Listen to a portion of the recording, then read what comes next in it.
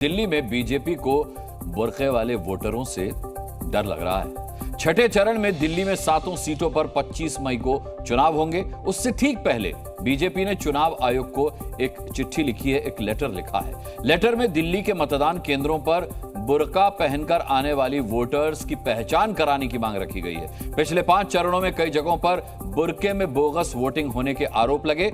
दिल्ली में ऐसा होने से रोकने के लिए क्या किया जाएगा, इस स्पेशल रिपोर्ट में आप देखिए।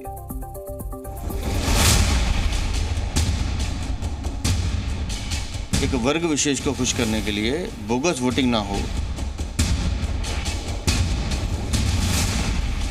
कहीं ना कहीं या तो दंगे भड़क जाएं।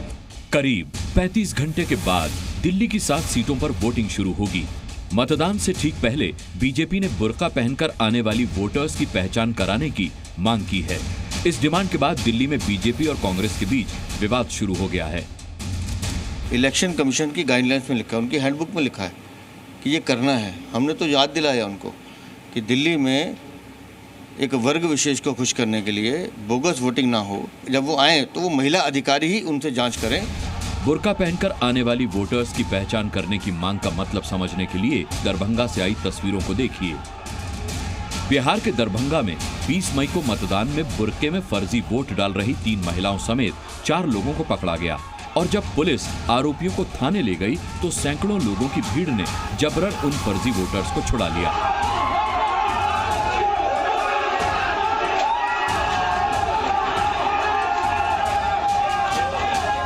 बुर्के में वोटिंग पर विवाद का मामला 13 मई को हैदराबाद से भी आया था। तब बीजेपी उम्मीदवार माधवी लता ने मुस्लिम महिला वोटर्स का बुर्का हटाकर उनकी आईडी चेक की थी, जिसके बाद माधवी लता के खिलाफ मामला दर्ज हो गया था। बुर्के में फर्जी वोटिंग के आरोप की वजह से ही 19 अप्रैल को यूपी के मुरादाबाद में मुस्लिम महिला एजेंट की तैनाती की गई। वहां वोटिंग से पहले नकाब हटाकर महिलाओं की पहचान की गई। इन मामलों के बाद अब समझिए कि बीजेपी ने छठे चरण के मतदान से ठीक पहले अपने लेटर में क्या डिमांड रखी है। बीजेपी ने कहा है कि बुर्का पहनकर या पर्दा करके आने वाली महिलाओं की आइडेंटिटी चेक की जाए और ये काम किसी महिला अधिकारी के जरिए किसी अलग जगह पर किया जाए, यानी सबके सामने जांच न हो। देश हित में फर्जी वोटिंग रोकने के लिए ऐसा कदम उठाना जरूरी है। यहाँ तक कि चुनाव आयोग की गाइडलाइंस में भी यही लिखा हुआ है।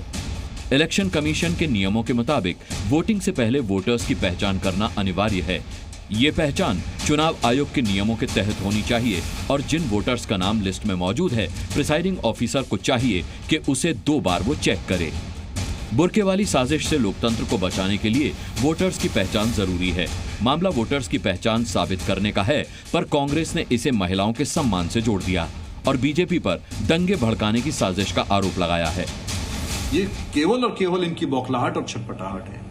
आजादी से बाद से लेकर के और आज तक इस तरह की परंपरा कभी नहीं रही है। और बचे हुए जो 2 चरण के चुनाव हैं, उसमें भी किसी तरह से जो है ये कहीं ना कहीं चाहते हैं कि हिंदू मुसलमान का जो आपस में और नफरत की खाई हम खोदने का काम करें। कहीं ना कहीं या तो दंगे भड़क जाएं। बुर्के में बोगस मतदान के आरोप के बीच दिल्ली की मुस्लिम महिला वोटर्स सामने आईं। हालांकि लोकतंत्र को बचाने के लिए इन मुस्लिम महिलाओं को चेहरा दिखाने या पहचान साबित करने से कोई दिक्कत नहीं है। अगर ये इशू इसलिए बन रहा है क्योंकि ये भारतीय जनता पार्टी ने दिया है। अगर ये कांग्रेस ने दिया होता तो इतना बवाल या इतने ऑब्जेक्शन किए जाते। जब आप पासपोर्ट के लिए जाते हैं, आधार कार्ड के लिए जाते हैं, तो यू रिवील योर फेस, तो इसमें रिवील करने में कोई हर्जा नहीं है। हम अगर अपना वोट देने जाएंगे तो हम अपना चेहरा क्यों नहीं दिखा सकते? हम दिखा सकते हैं और हम ये सुनिश्चित कर सकते हैं कि हम अपना वोट हम सही दे रहे हैं। और एक फीमेल कर रही है, कोई मेल नहीं आपको देख रहा है या चेक कर रहा है, जो आपको लिए गलत है।